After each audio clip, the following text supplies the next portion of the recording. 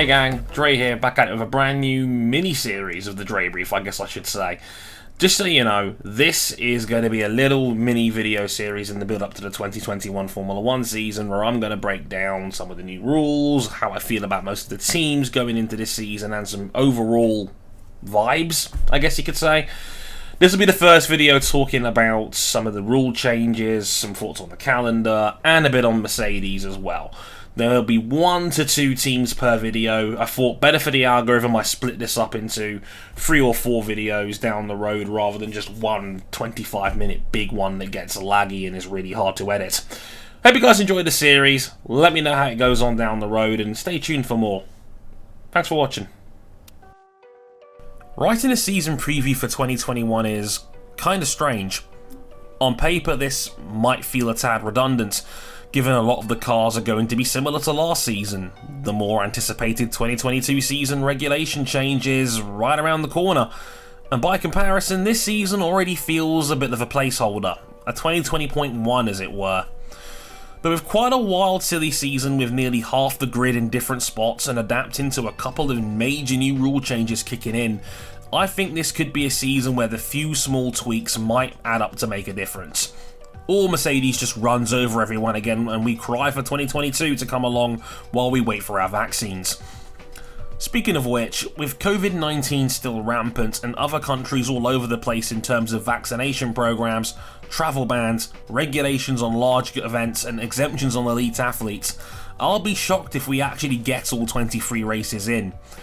In the time since I wrote the first draft of this script, the odds are actually a bit brighter with Monaco being prepared and Baku definitely on but without fans.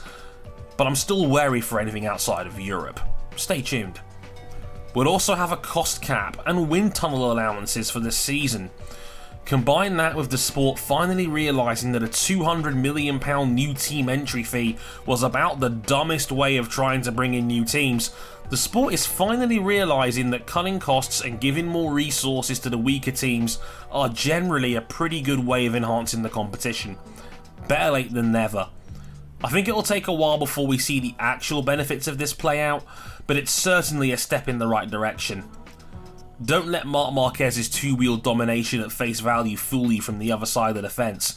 Dorna giving dividends to the customer teams, their concession system, and standardising the electronics of the bikes was the best thing the series has ever done.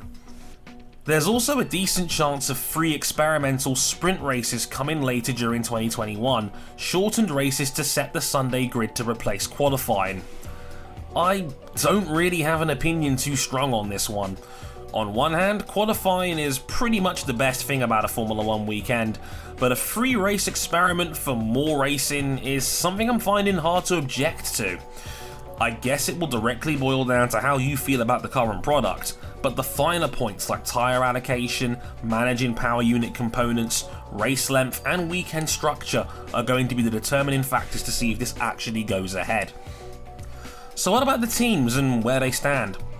For once, Mercedes' biggest issue might be what lies ahead. Lewis Hamilton finally signed his new contract on February 8th, but only for 1 season. It means all 3 of their main driving protagonists are free agents at the end of the season. And yes, that includes George Russell. Is Hamilton going to have a massive incentive to carry on if he takes the last major counting stat left, an 8th world title? Is he curious to see the 2022 regulations? What's his level of motivation going to be come December? Are Mercedes content with Valtteri Bottas as a number 2? Is George Russell worth the gamble a year from now, or do they risk losing him when they don't know when Lewis is going to retire? It's a lot to untangle and there's no easy answers. Just see the last Drebrief video I made. But what about everything else? DAS is banned for them now, but it never really felt like that was the difference maker that pushed their dominance back to 2014 levels. But now Lewis is confirmed, Merc should have nothing to worry about. They have more than enough in hand to smoke everyone with relative ease. If it wasn't for Verstappen's heroics, they'd have half a second on the field, comfortably.